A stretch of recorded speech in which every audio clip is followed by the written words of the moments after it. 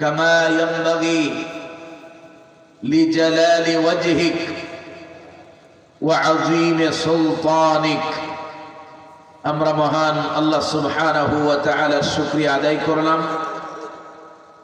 সম্মানিত উপস্থিতি, আল্লাহ রাব্বুল ইজ্জাত ওয়াল জালাল তামাম পৃথিবীর মানব গোষ্ঠীকে, মানব জাতিকে সঠিক পথের দিশা দানের জন্য যুগে যুগে অসংখ্য অগণিত আম্বিয়া আলাইহিমুস সালাম, অসংখ্য মুরসালিনগণকে আল্লাহ রাব্বুল আলামিন পৃথিবীর বুকে পাঠিয়েছেন। সর্বশেষ পাঠালেন নবিয়ুনা হাবিবুনা খলিলুনা মুরশিদুনা কুদওয়াতুনা সাইয়্যিদুনা রফিকুনা মুহাম্মাদুর রাসূলুল্লাহ সাল্লাল্লাহু আলাইহি ওয়াসাল্লাম। রাসূলের নাম শুনলে কি পড়তে হয়? আমরা একটু এলোমেলো বসে আছি, মাঝখানের ফাঁকা জায়গাগুলো ফিল আপ করে সুন্দরভাবে আমরা কাছে কাছে আগাইয়া বসি, তাহলে ঠান্ডাটাও কম লাগবে, কথা শুনতেও ভালো লাগবে, ঠিক কিনা? আমরা আসছি আল্লাহর কোরআন শোনার জন্য। আমরা কিসের জন্য আসছি? আল্লাহর কোরআনের কথাগুলো শুনবো। আল্লাহ যেন ইখলাসের সাথে বসার তৌফিক দান করে, বলি আমিন। মাইকম্যান আছেন, সাউন্ডটা একটু বাড়াইয়া দেন, আমার জন্য কথা বলতে কষ্ট কম হয়। আমি অনেক লম্বা সফর করে এসেছি এখানে। গত রাত্রে প্রোগ্রাম করেছি আপনার সুনামগঞ্জ ছাতকে, দোয়ারা বাজার একটা জায়গা, সেখানে একেবারে পাহাড়ি অঞ্চল, পাশেই ইন্ডিয়া, কয়েক মিনিট হাঁটলেই নাকি ইন্ডিয়া ওনারা বলেছেন। তো ওখান থেকে রাত 1টার পরে রওনা দিয়েছে। যাই হোক ভাই, এই জন্য অনেক লম্বা ভূমিকায় অনেক সময় নষ্ট না করে আমি সরাসরি কোরআনে কারীমের তাফসিরে যাওয়ার আগে কোরআনে কারীম সম্পর্কে 3টি কথা বলে ইনশাআল্লাহ তাফসির শুরু করব। আল্লাহ যেন আমাদেরকে ধৈর্য সহকারে কথাগুলো শোনার এবং বোঝার এবং আমলের নিয়তে শোনার তৌফিক দান করে, বলি আমিন। আমার আগে আমার অত্যন্ত ভালোবাসার একজন মানুষ হযরতুল আল্লাহ মাওলানা মাহমুদুল হাসান ফেরদৌস, কুয়াকাটা, আমরা একই অঞ্চলের মানুষ। আমার বাড়ি বরগুনা, ওনার বাড়ি কুয়াকাটা। তো কুয়াকাটা যাইতে হলে আমার বরগুনা পার হয়ে যাইতে হয়। আমার হলো আমতলী থানা। তো আল্লাহ রাব্বুল আলামিন ওনার হায়াতের ভিতরে বারাকা দান করেন, বলি আমিন। আরও বিভিন্ন জায়গায় বিভিন্ন মাহফিলে এরকমই দেখা সাক্ষাৎ হয়েছে। আল্লাহ রাব্বুল আলামিন তার ইলমের ভিতরে এবং হায়াতের ভিতরে আরো বেশি জিয়াদা এবং বারাকা আল্লাহ তাআলা দান করেন, বলি আমিন। আল্লাহ রাব্বুল ইজ্জাত ওয়াল জালাল সর্বশেষ পাঠালেন মুহাম্মাদুর রাসূলুল্লাহ সাল্লাল্লাহু আলাইহি ওয়াসাল্লাম, এবং তাকে দিলেন গাইড বুক হিসেবে কোরআনুল কারীমের মতো আযীম একখানা কিতাব, যে কিতাবের মাধ্যমে আল্লাহ রাব্বুল আলামিন তামাম বিশ্ববাসীকে সকল ধরনের অজ্ঞতা, কুসংস্কার, মূর্খতা থেকে আলোর রাস্তা দেখিয়েছেন। সুবহানাল্লাহ বলবেন। আল্লাহ রাব্বুল আলামিন বলেন, আলিফ লাম রা কিতাবুন আনজালনাহু ইলাইকা লিতুখরিজান নাসা মিনাজ-যুলুমাতি ইলান-নূর। আল্লাহ তাআলা বলছেন আলিফ লাম রা। কোরআনুল কারীমের ভিতরে এই জাতীয় যতগুলো আয়াত আছে, যেমন সূরা ফাতিহার পরেই সূরা বাকারার শুরুতে আছে আলিফ লাম মিম, আছে না নাই? কোথাও আছে তাহা, কোথাও আছে ইয়াসিন, কোথাও আছে আলিফ লাম মিম সাদ, কোথাও আছে আইন সিন কফ। এই সমস্ত হরফকে একত্রে হুরুফে মুকাত্তাআত বলা হয়। এর অর্থ এবং এর উদ্দেশ্য, এর ব্যাখ্যা, এ ব্যাপারে তাম পৃথিবীর অধিকাংশ আকসারিন মুফাসসিরিনে কেরাম যেটি লিখেছেন তা হলো এই, ওয়াল্লাহু আ'লামু বিমুরাদিহি। এর অর্থ এবং এর উদ্দেশ্য সম্পর্কে সবচেয়ে ভালো জানেন কে? এরপর আল্লাহ রাব্বুল আলামিন বলেন, কিতাবুন আনজালনাহু ইলাইকা লিতুখরিজান নাসা মিনাজ-যুলুমাতি ইলান-নূর। এই কিতাব কোন কিতাব? গোটা কোরআনকে কিতাব বলা হয়েছে। গোটা কোরআনে কারীমের ভিতরে 114টি সূরা আছে। কয়টা সূরা? 114টি সূরা। এই 114টি সূরার প্রতিটি আয়াত, এর প্রতিটি বাক্য, এর প্রতিটি শব্দ, এমনকি কোরআনে ব্যবহৃত প্রতিটি হরফ এক একটা কিতাব। সুবহানাল্লাহ বলবেন না? আল্লাহ রাব্বুল আলামিন বলেন, এই কিতাব আমি আপনার প্রতি নাযিল করেছি, রিভিল করেছি এই জন্য যেন লিতুখরিজান নাসা মিনাজ যুলুমাতি ইলান নূর,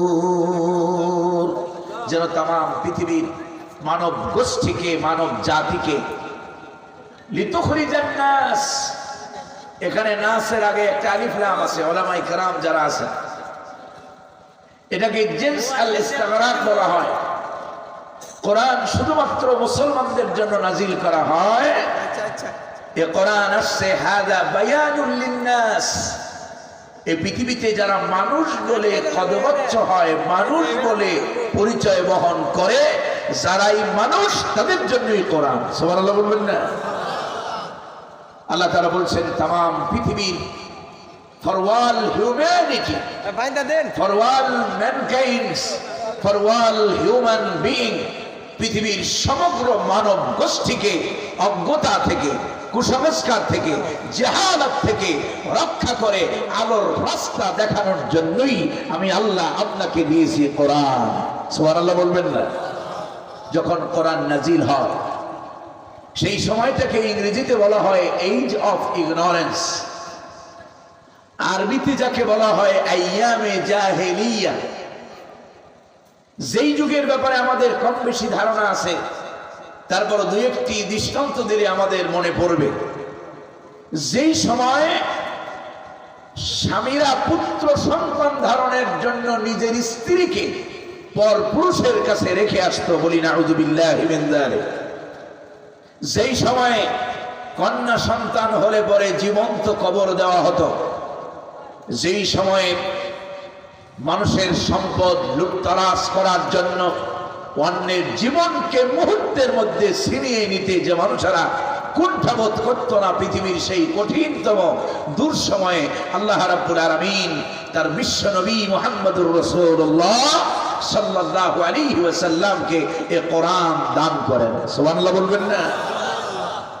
নবীজি এই কোরআন নাজিলের পূর্বেও, আমি আপনাদের জ্ঞাতার্থে বলে রাখি, আমি যতক্ষণ কথা বলবো আমি এভাবে কাটা কাটা কথা বলবো, আপনারা শুনবেন তো? আপনারা কণ্ঠ শুনতে আসছেন না কোরআন শুনতে আসছেন? হ্যাঁ, আপনারা এসছেন আল্লাহ কোরআন শোনার জন্য। আল্লাহ যেন সেই তৌফিক আমাদেরকে দেয়, বলি আমিন। আমার কোনো সন্দেহ নাই, গন্ধও নাই, আমার কোনো, আমি আপনাদেরকে আবেগওয়ালা কোনো কিছু শোনাইতেও পারবো না। আমি জাস্ট কোরআনের মেসেজগুলো, আল্লাহ তাআলা আমাদেরকে কি বলেছেন, আমাদের কি করণীয়, সেই ব্যাপারে কিছু অংশ কথা বলবো ইনশাআল্লাহ। নবীজি এ কোরআন নাজিলের পূর্বেও তিনি তদানীন্তন সমাজের মানুষকে পরিবর্তনের লক্ষ্যে তিনি একটি সামাজিক সংগঠন তিনি করেছিলেন, যার নাম হলো হিলফুল ফুজুল। ঠিক কিনা? এই হিলফুল ফুজুলের মাধ্যমে মুহাম্মদুর রাসূলুল্লাহ সাল্লাল্লাহু আলাইহি ওয়াসাল্লাম তিনি সংগ্রাম করেছেন, লড়াই করেছেন, মুজাহাদা করেছেন 15 বছর। কত বছর? যখন নবীজির বয়স অনলি 25 ইয়ার্স ওল্ড, যখন নবীজির বয়স মাত্র 25, এই 25 বছরের বয়সের সময় তিনি প্রতিষ্ঠা করেছিলেন হিলফুল ফুজুল। এবং এই হিলফুল ফুজুলের মাধ্যমে তিনি সমাজকে পরিবর্তনের লক্ষ্যে কাজ করেছেন প্রায় 15 বছর। কত বছর? 15 বছর। এই 15 বছর কাজ করার পরেও তিনি তার নিজস্ব চিন্তা চেতনা দিয়ে, নিজস্ব জ্ঞান দিয়ে তিনি তদানীন্তন সমাজের মানুষকে 1% পরিবর্তন করতে পারেন। নবীজির বয়স যখন 40 বছর একদিন হয়ে গেল, আল্লাহ রাব্বুল আলামিন বিশ্ব নবী মুহাম্মদুর রাসূলুল্লাহ সাল্লাল্লাহু আলাইহি ওয়াসাল্লামকে কোরআনে কারীমের মতো আযীম একখানা কিতাব রাসূলের উপরে নাযিল করে দিলেন।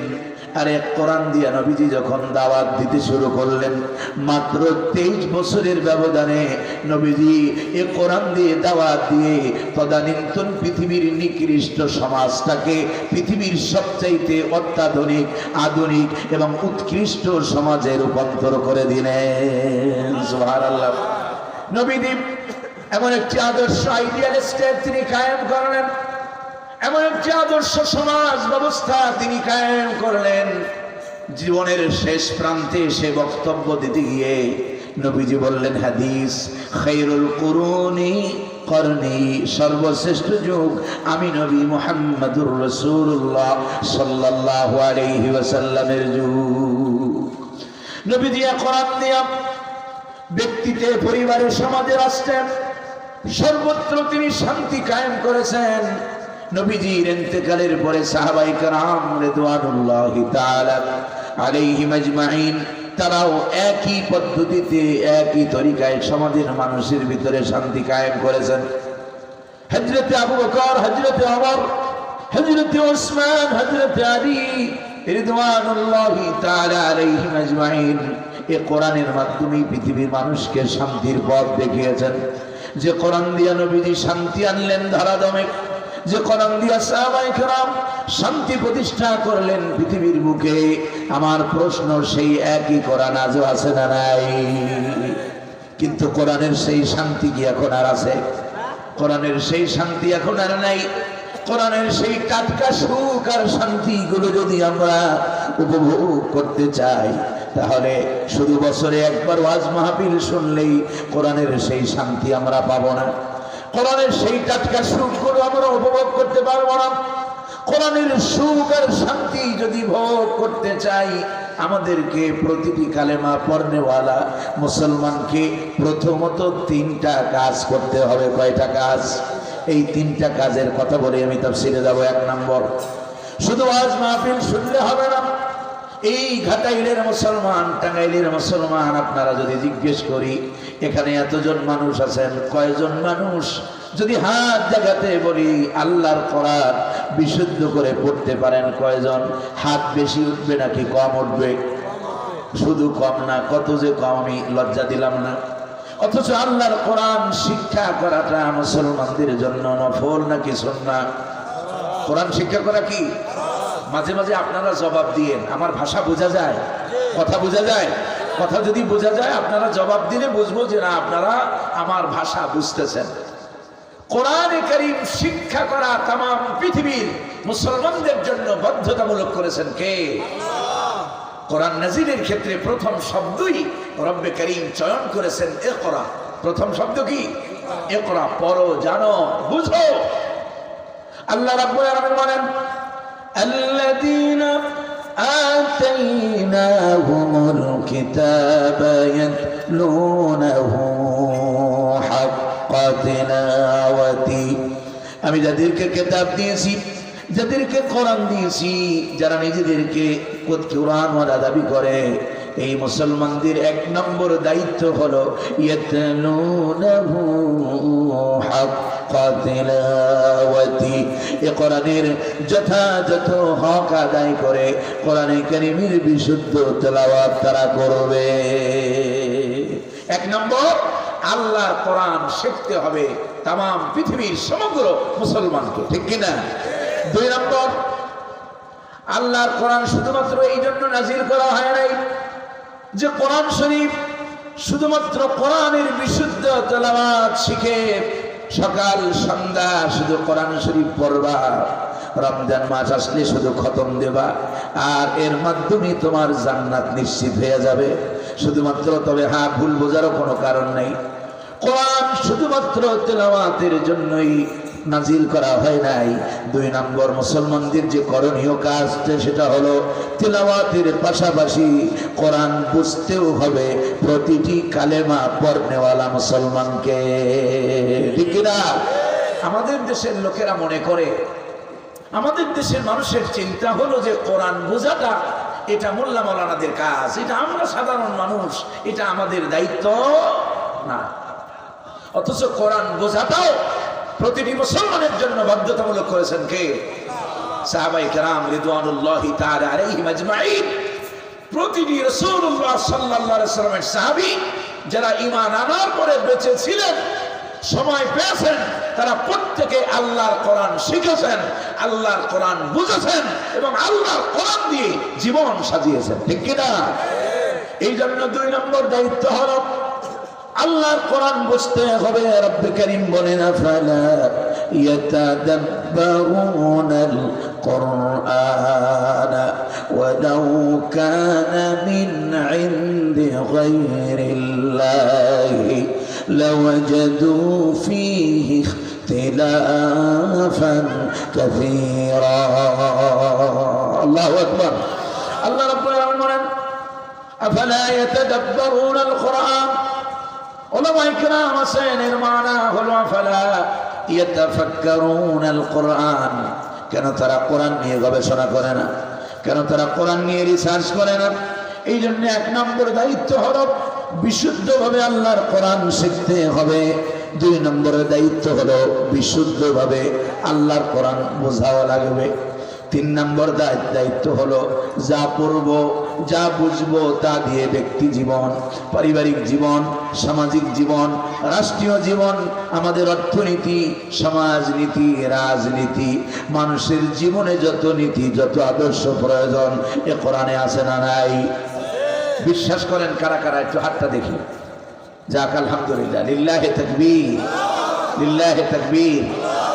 কোরআন শরীফে রাজনীতি আছে, এটা আপনারা বিশ্বাস করেন? হ্যাঁ, মাশাআল্লাহ। কোরআন শরীফের ভিতরে সমাজনীতি, রাজনীতি, অর্থনীতি, পৃথিবীর মানুষের জীবন ধারণের জন্য, জীবন যাপনের জন্য যত কিছু প্রয়োজন সবটা দিয়া কোরআনকে মোকাম্মেল করে দিয়েছেন কে? আল্লাহ রাব্বুল আলামিন বলেন। তাহলে 3 নম্বর দায়িত্ব হলো যা পড়বো যা বুঝবো তা দিয়ে ব্যক্তি, পরিবার, সমাজ, রাষ্ট্র, আমার অর্থনীতি, সমাজনীতি, রাজনীতি সবটাই পরিচালনা করতে হবে কোরআন দিয়া। ঠিক কিনা? যারা জীবনে পড়েছে লা ইলাহা ইল্লাল্লাহু মুহাম্মাদুর রাসূলুল্লাহ, এই কালেমায় যারা বিশ্বাস করে তাদের জন্য আল্লাহর কোরআন দিয়া ব্যক্তি, পরিবার, সমাজ, রাষ্ট্র, যে আল্লাহর কোরআন দিয়া মসজিদে যায় নামাজ পড়বা, ওই আল্লাহর কোরআন দিয়া ইউনিয়ন পরিষদ, জেলা পরিষদ, সংসদ ভবনও চালাইতে হবে। ঠিক কিনা? এটাও বাধ্যতামূলক করেছেন কে? এখন যদি কোন মুসলমান মনে করেন যে না, কোরআন দিয়া শুধু নামাজ পড়বো, কোরআন দিয়া শুধু রোজা রাখবো, কোরআন দিয়ে শুধু হজ করব, কোরআন দিয়ে শুধু যাকাত দেব, কিন্তু আমার অর্থনীতি, সমাজনীতি, রাজনীতি এইটা চলবে লেনিন, কালমার্কস, মাও সেতুং তথাকথিত এইসব মানব রচিত চিন্তকদের দ্বারা আমার সমাজ অর্থনীতি চলবে। আচ্ছা, বুদ্ধি করে বলেন তো তার ঈমান থাকবে কিনা?